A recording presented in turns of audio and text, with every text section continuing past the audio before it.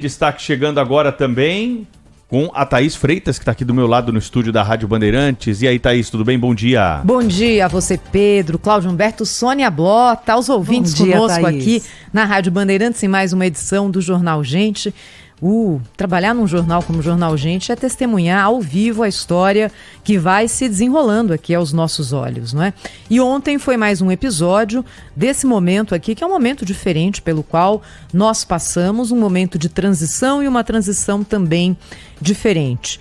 Em relação ao pronunciamento do presidente Jair Bolsonaro ontem, eu vi pontos positivos, mas também fiquei ali, digamos, decepcionada em relação a uma parte do pronunciamento do presidente.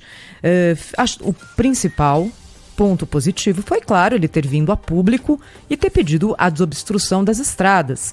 Deveria ter feito dessa forma, no pronunciamento de anteontem, aquele que durou 2 minutos, em que ele falou sobre isso, mas falou de um jeito ali tão envergonhado que não surtiu efeito.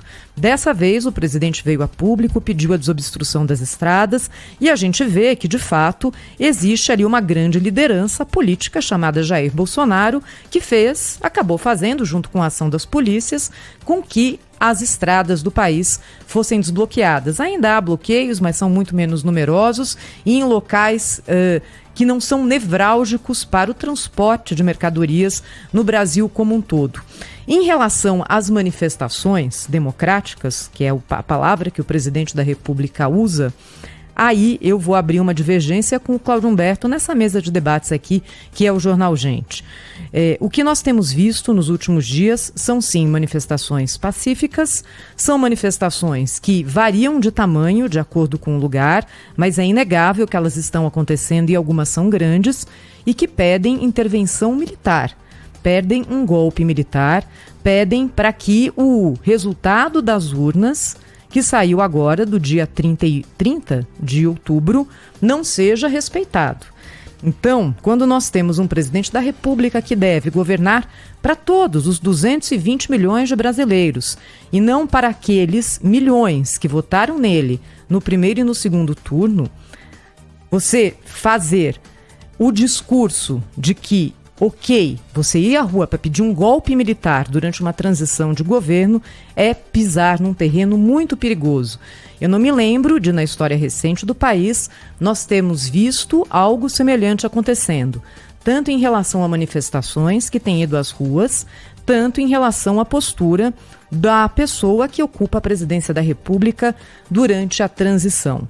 O fato é que a transição começa hoje, formalmente, com Geraldo Alckmin indo a Brasília, vai se encontrar com o ministro Ciro Nogueira, vai usar aquele lugar tradicional da transição, que é o Centro Cultural do Banco do Brasil, e a partir daí o governo eleito terá acesso a números da situação do país. Terá acesso a toda a radiografia que existe em relação à condição do Brasil em suas áreas. E dessa forma será feita a transição, como também será feita a transição nos estados do Brasil. É dessa forma que deve ser. O governo eleito também deve ter uma grande preocupação, porque ninguém pode desconhecer qual foi a força e qual foi o resultado que saiu das urnas em 2022, com a derrota de Bolsonaro, porém com o avanço do pensamento político que ele representa, tanto nos estados quanto no Congresso Nacional.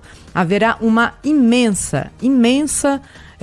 imenso desafio para o governo que assume no dia 1º de janeiro, o governo de Lula, o governo do PT, para relacionamento com o Congresso Nacional, que é mais conservador, que numericamente é desfavorável ao presidente da República em relação aos outros governos do PT, já que partidos que tradicionalmente estiveram com o PT dessa vez estão menores, tanto a própria bancada de esquerda quanto a do PMDB, agora é MDB, que sempre deu a sustentação, o MDB encolheu e cresceram os partidos mais alinhados com o pensamento do presidente Jair Bolsonaro. PP, republicanos, o PSD é uma dúvida, não é? De como vai se comportar, assim como também é uma dúvida do União Brasil. A questão é que, se houver ali alianças dentro desses partidos com o Bolsonaro, essas alianças com Lula, essas alianças não serão em bloco, como se diz, né? Difícil que qualquer um desses partidos, qualquer um deles que não seja ali do bloco extremamente da esquerda, se alie de forma massiva com o próximo governo. Vai ser uma relação muito difícil e é isso que a gente vai acompanhar também aqui na Rádio Bandeirantes. Minha gente, cada dia uma história. Essa história que você acompanha conosco aqui faz tanto tempo já, 85 anos, e ela está se desenrolando aqui à frente dos nossos olhos.